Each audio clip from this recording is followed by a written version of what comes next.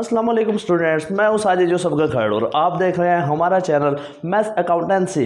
अभी तक आपने हमारा चैनल सब्सक्राइब नहीं किया तो इसको सब्सक्राइब करें और बेल बटन के ऊपर पुश करें ताकि हमारे आइंदा आने वाले लेक्चर्स आप तक पहुंच सकें। तो स्टूडेंट्स, रोज़ की तरह आज हम आपको लेक्चर देंगे मनी बैंकिंग एंड फाइनेंस के ऊपर। और मनी बैंकिंग एंड फाइनेंस में हमारा आज का टॉपिक है फंक्शंस ऑफ सेंट्रल बैंक, यानी फंक्शन ऑफ सेंट्रल बैंक। इसको आप स्टेट बैंक भी कह सकते हैं, यानी गवर्नमेंट का बैंक होता है सेंट्रल बैंक। तो बच्चों, इसका जो फंक्शंस हैं वो क्या फंक्शंस हो सकते हैं? First of all, issues of cheques. तो सेंट्रल बैंक का एक फंक्शन ये है, ये कमर्शियल बैंक की तरह सेंट्रल बैंक भी जो है वो चेक्स इशू करता है। फॉर एग्जांपल, जैसे आम कस्टमर्स बैंक के अंदर अकाउंट डिपॉजिट कराते हैं, या गवर्नमेंट अपने अकाउंट जो है वो वहाँ पर ओपन करवा के पैसा डिपॉजिट करवा रहे होते हैं, या डिफरेंट बिजनेसमैन अपना अकाउंट वहाँ पर ओपन करवा के पैसा निकलवाते हैं, तो उस सूरत में वो कस्टमर्स को चेक बुक इशू कर देते हैं। और चेक बुक से जो कस्टमर्स होते हैं, हाँ वो गवर्नमेंट हो या वो जनरल पब्लिक हो या वो बिजनेसमैन हो, वो उस चेक के ज़रिए पैसा बैंक से निकलवा सकते हैं। सेकंड है जी गवर्नमेंट बैंक। अब सेंट्रल बैंक जो होता है ये गवर्नमेंट का बैंक होता है और ये गवर्नमेंट के बिहाफ के ऊपर काम कर होता है। ये गवर्नमेंट को लोन्स वगैरह भी देता है और गवर्नमेंट के डिफरेंट अकाउंट्स इसके पास ओपन होते हैं डिफरेंट प्रोजेक्ट्स के ऊपर, जैसे कंस्ट्रक्शन प्रोजेक्ट है, कैनाल्स के, रोड्स के, ब्रिजेस के, इनके जो प्रोजेक्ट्स होते हैं या डैम वगैरह कंस्ट्रक्ट करना है, तो इनके प्रोजेक्ट्स के ऊपर जो गवर्नमेंट का फंड होता है वो सेंट्रल बैंक के पास अकाउंट के अंदर डिपॉजिट होता है। तो सेंट्रल बैंक गवर्नमेंट फंड्स जो होता है, ये पैसा जो होता है, ये स्टेट बैंक ऑफ पाकिस्तान या state bank of a country, जैसे पाकिस्तान के अंदर स्टेट बैंक ऑफ पाकिस्तान है, इससे वो पैसा निकलवा सकते हैं। तो नेक्स्ट है जी गवर्नमेंट एडवाइज़र। ये डिफरेंट मराइल के ऊपर गवर्नमेंट को एडवाइस भी करता है कि इन्फ्लेशन के ऊपर या डिफ्लेशन के ऊपर, या नोट इशू करने चाहिए या नोट्स अभी फ़िलहाल इस सिचुएशन के अंदर फर्दर नोट्स इशू नहीं करने चाहिए, या कितना रिज़र्व जो है वो मेंटेन करना चाहिए सिक्योरिटी के तौर पर। तो इस किस्म की डिफरेंट टाइप की एडवाइसेस जो है वो गवर्नमेंट को वो प्रोवाइड करता है। तो नेक्स्ट है जी गवर्नमेंट एजेंट। जैसे कि ये गवर्नमेंट का बैंक है, गवर्नमेंट को एडवाइस करता है, ऐसे ही गवर्नमेंट के लिए गवर्नमेंट के एजेंट के तौर के ऊपर ये काम करता है। जैसे गवर्नमेंट ने बाहर ममालिक से इंपोर्ट्स करनी है या बाहर ममालिक को एक्सपोर्ट करनी है, तो ये पेमेंट की रिसीविंग और पेमेंट के लिए ये जो है as adviser, as a agent के तौर पर काम करता है। और ये गवर्नमेंट को डिफरेंट कामों के लिए लोन्स भी प्रोवाइड करता है और गवर्नमेंट को सिक्योरिटीज़ ख़रीद के उनको पैसा भी दे सकता है, जैसे कि डिबेंचर्स या बॉन्ड्स, या इन्वेस्टमेंट के तौर पर भी गवर्नमेंट से शेयर्स खरीद सकता है, या जनरल पब्लिक से भी सेम ऐसी सिचुएशन के अंदर ये पैसा ले सकता है और ये पैसा इशू कर सकता है। यहाँ पर बात हो रही है गवर्नमेंट से रिलेटेड, तो गवर्नमेंट का एजेंट होता है, तो मैंने आपको बताया ये गवर्नमेंट के लिए तमाम सर्विस प्रोवाइड करता है। तो नेक्स्ट है जी बैंकर्स बैंक।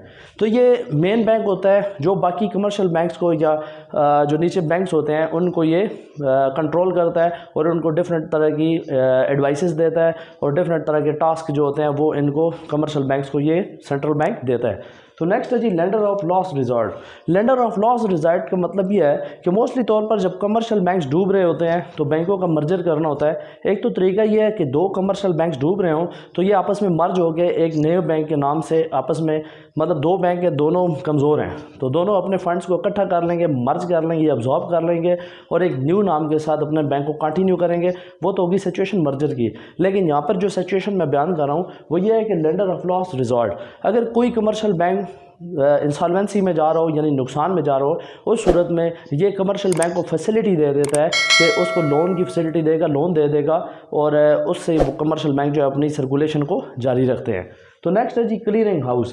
क्लियरिंग हाउस ऐसा है कि जैसे जितने भी कमर्शियल बैंक हैं उन तमाम के अकाउंट सेंट्रल बैंक के पास ओपन होते हैं और तमाम बैंक अपना कुछ पोर्शन जो उसका रिज़र्व होता है या जो उसकी सेविंग मनी होती है बैंक्स की, उसका कुछ पोर्शन सेंट्रल बैंक के पास एज ए डिपॉजिट सेव कराते हैं।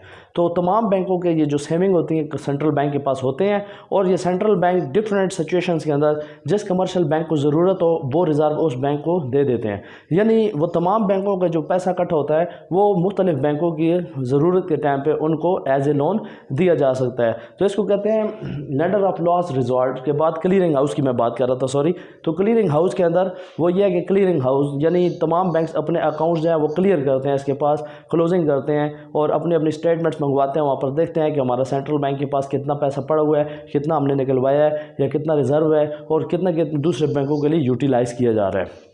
नेक्स्ट है जी, कमर्शियल बैंक की तरह ये जो सेंट्रल बैंक है ये फॉरेन एक्सचेंज का भी काम देता है। जैसे अगर आपने पाउंड को या किसी डॉलर को या किसी भी फॉरेन करेंसी जैसे कि यूरो हो गया, इनको एक्सचेंज करवाना है या पाकिस्तानी करेंसी को फॉरेन करेंसी में एक्सचेंज करवाना है, तो वो भी सर्विसेज प्रोवाइड करता है आपको कमर्शियल बैंक। तो स्टूडेंट नेक्स्ट फंक्शन की तरफ चलते हैं। नेक्स्ट फंक्शन जो है वो है जी क्रेडिट कंट्रोल। यहाँ पर क्रेडिट कंट्रोल से मुराद है कि यानी जो लोन्स प्रोवाइड किए जाते हैं पब्लिक को या गवर्नमेंट को लोन्स प्रोवाइड कर रहा होता है, अगर वो कंट्रोल करें। फॉर एग्जांपल हम चाहते हैं, फॉर एग्जांपल हम ये तसव्वुर करते हैं कि हम सेंट्रल बैंक है और हम लोन के कंट्रोल करना चाह रहे हैं, उस सूरत में हम अपने इंटरेस्ट रेट को ज़्यादा कर देंगे। जब इंटरेस्ट रेट को ज़्यादा कर देंगे तो ऑटोमेटिकली लोन लोग कम लेंगे, यानी दूसरे अदारे, खा वो गवर्नमेंट है, खा वो जनरल पब्लिक है, खा वो बैंक्स हैं या कोई कंपनीज़ हैं, वो लोन उस सूरत में कम लेंगे क्योंकि लोन के जो परसेंटेज है, जो इंटरेस्ट रेट है वो ज़्यादा है। और अगर हम फॉर एग्जांपल हम यहाँ पर मैंने आपको ऑलरेडी बताया कि हम सेंट्रल बैंक हैं, अगर हम लोन ज़्यादा इशू करना चाहते हैं, हम क्रेडिट को ज़्यादा आउट करना चाह रहे हैं मार्केट के अंदर, तो हम अपने जो इंटरेस्ट रेट की शरह वो कम कर देंगे ताकि लोगों को फैसिलिटी प्रोवाइड हो और लोग आपसे लोन ले सकें। तो ऑटोमेटिकली जो बैंक्स होंगे या गवर्नमेंट इदारे होंगे या जो जनरल पब्लिक है या जो डिफरेंट कंपनीज़ हैं, प्राइवेट हैं या पब्लिक है, वो बैंक से लोन लेगी क्योंकि इंटरेस्ट रेट यहाँ पर कम है। तो ये क्रेडिट को कंट्रोल कर होता है कि किस सूरत में उसने बैंक्स लोन्स इशू करने हैं और किस सूरत में लोन्स को कंट्रोल करना है। तो नेक्स्ट है जी custodian of the metallic reserve.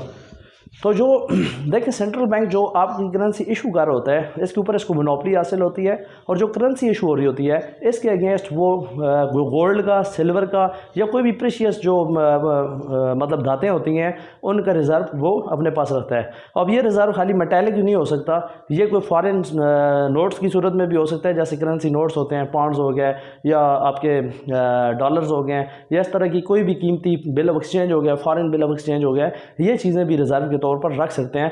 उसके अगेंस्ट आपका वो नोट जो करेंसी है वो इशू कर देते हैं। तो देखिए यहाँ पर मैं आपको बता रहा हूँ कस्टोडियन ऑफ मेटालिक रिजर्व। तो ये आपकी जो रिज़र्व होता है, फॉर एग्जांपल मैंने आपको बताया कि जो आपने अपनी चीज़ें उसको एज ए कस्टडी में दी हुई हैं और उसके अगेंस्ट बैंक ने आपको लोन दिया हुआ है, तो बैंक आपकी चीज़ों की हिफाजत करेगा। क्यों? बैंक ने आपको पैसा दिया हुआ है और आपका भी ये राइट बनता है कि आप बैंक को उसका जो पैसा है वो विद इंटरेस्ट वापस दें और एंड के ऊपर जब टर्म्स एंड कंडीशंस ओके हो जाती हैं, बैंक आपको आपकी चीज़ वापस कर देता है। नेक्स्ट है जी फाइनेंशियल इंस्टीट्यूशन। स्टूडेंट्स यहाँ पर यह है कि ये एक फाइनेंशियल इंस्टीट्यूशन होता है, वो गवर्नमेंट को यानी सेंट्रल बैंक गवर्नमेंट को डिफरेंट कामों के लिए, एग्रीकल्चर के काम हो जाए, इंडस्ट्रियल के काम हो जाए या कोई भी बिज़नेस के सेक्टर्स के काम है, ओवरऑल या सर्विसेज के काम है, उस सूरत के लिए बैंक जो है वो पैसा प्रोवाइड करता है और विद इंटरेस्ट फिर वापस ले लेता है और वो जो अदारे होते हैं उस पैसे को इस्तेमाल करके अपना काम चला लेते हैं। सेकेंड लास्ट है सुपरविजन। ये सुपरविजन कर रहा होता है बाकी कमर्शियल बैंक्स की, सेंट्रल बैंक कंट्रोल कर रहा होता है। फॉर एग्जांपल ये हदायत देता है बाकी कमर्शियल बैंक्स को कि आप लोन ज़्यादा दें, इंटरेस्ट रेट को कम कर दें, या अगर क्रेडिट को कंट्रोल करना है तो ये इंस्ट्रक्शंस दे देगा कमर्शियल बैंक को कि आप इंटरेस्ट रेट को बढ़ा दें और ताकि लोग आपसे लोन कम लें। तो इसी तरह स्टूडेंट्स ये तमाम कंट्रोलिंग जो हो रही होती है कमर्शियल बैंक्स की, ये under the supervision of central bank हो रही होती है। तो इसका लास्ट फंक्शन है, वेरी इंपॉर्टेंट फंक्शन है, monopoly for currency notes issuance. तो करेंसी नोट्स जो कंट्री के अंदर इशू कर रहे होते हैं वो बाकी कमर्शियल बैंक्स नहीं कर सकते। सिर्फ और सिर्फ जो करेंसी की नोट इशूएंस है वो स्टेट बैंक ऑफ पाकिस्तान के पास होती है। यही वजह है कि उसके अंदर होमोजेनिटी पाई जाती है, वो एक जैसे होते हैं, उसके अंदर कोई मतलब फेक नोट नहीं हो सकता क्योंकि सिर्फ जो प्रिंटिंग होती है और उसकी जो इशूएंस होती है वो स्टेट बैंक ऑफ पाकिस्तान के पास होती है। तो स्टूडेंट्स उम्मीद है कि आज का लेक्चर आपको अच्छी तरह समझ आया होगा क्योंकि आज के लेक्चर के अंदर हमने पढ़े हैं फंक्शंस ऑफ सेंट्रल बैंक और हमारे मज़ीद लेक्चर्स आप देखते रहें और जो भी क्वेश्चंस हों और जो भी बात आपने पूछनी हो या तरह तरह के जो भी कमेंट्स हों वो आप कमेंट्स के अंदर हमें पूछ सकते हैं, शो कर सकते हैं ताकि हमें भी पता चले कि आपकी रिक्वायरमेंट्स क्या हैं, आपको मज़ीद कौन कौन सी चीज़ें हम बताएं ताकि आपके इल्म के अंदर इजाफा हो। तो स्टूडेंट्स मिलते हैं नेक्स्ट लेक्चर में, तब तक के लिए इजाज़त, अल्लाह हाफिज़।